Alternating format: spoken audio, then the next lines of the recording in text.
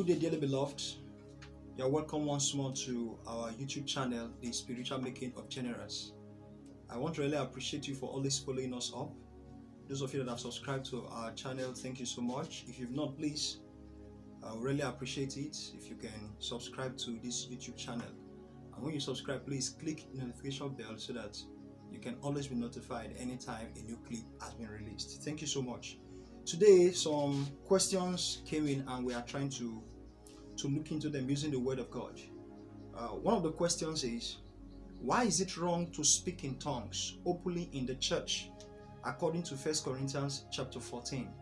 If you are a student of the Bible that has studied the book of 1 Corinthians chapter 14, you would see in that place, Paul the Apostle was trying to compare speaking in tongues and prophecy.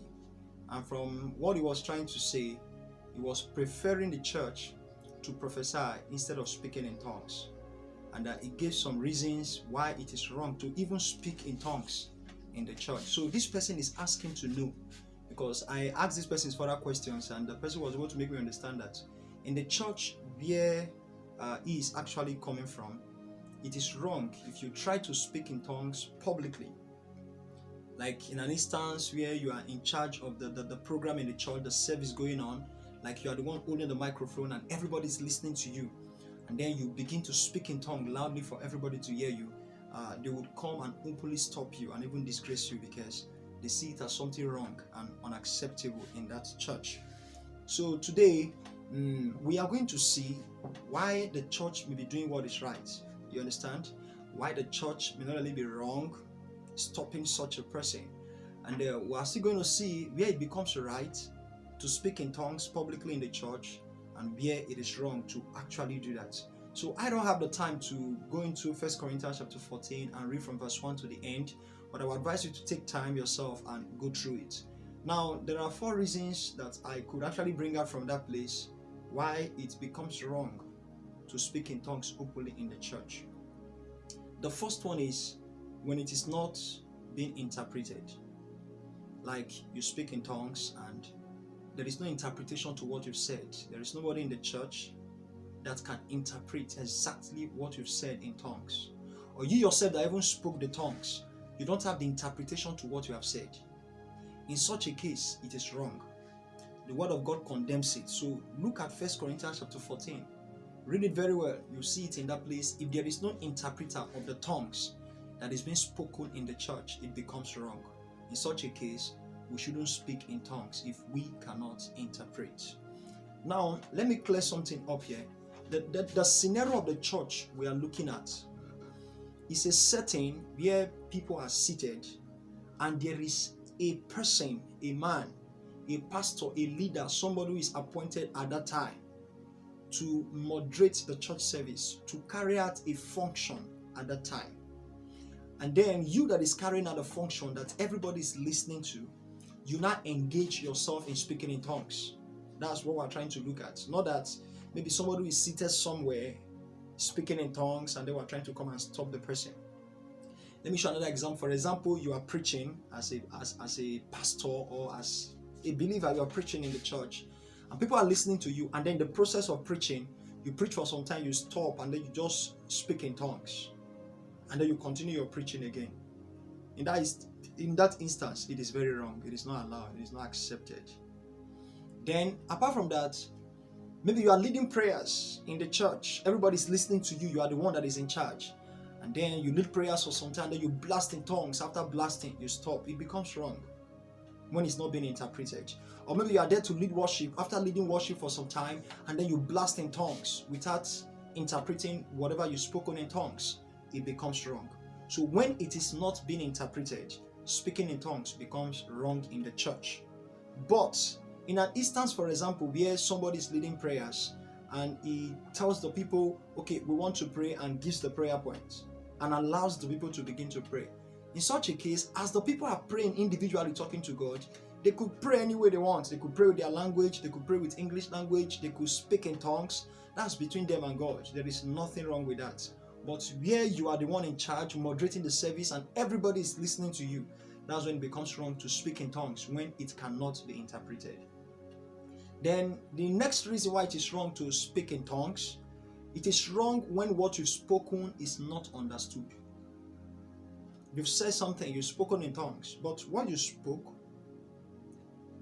was never understood by anybody, not even by you, not by the persons listening to you.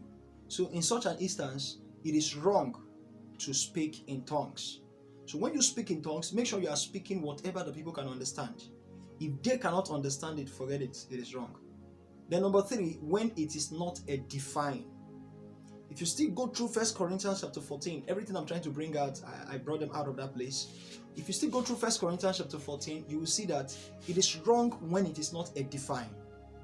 Everything we do in the house of God is for edification of the church. And when we say the church, we're not talking of the building, we're talking of the people inside. The church, they call that ones. Ecclesia, they are the ones we refer to as the church, the humans who are present. They are the church. So when whatever you are doing is not edifying to the church, it does not edify the people, it is wrong. So anytime you speak in tongues, you ask yourself, speaking these tongues now, is it edifying to these people? If it is not edifying, we don't need it. It becomes wrong. And then the last but not the least reason, when unbelievers are in the gathering. In those days in the book of Corinthians, when the gifts of the Spirit were given to the church, the believers were so happy. So anytime they come together like this in a fellowship, everybody wants to speak, everybody wants to blast in tongues. And every day newcomers were being added to the church. Now these newcomers, they are idol worshippers. They've never been to a church before. They don't even understand how things are done in the Christian faith. And then a newcomer comes to the church for the first time. And the newcomer is surprised to hear whoever is on the pulpit blasting and speaking in tongues. And the newcomer does not understand what is happening. And even the members, everybody too, blasting in tongues. And in such a case, Paul was asking that such a person will think that everybody in the church, they are mad. Such a person will not be edified.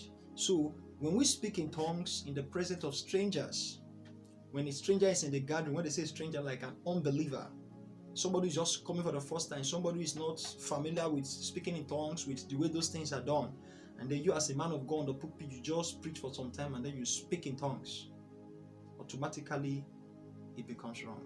It becomes wrong.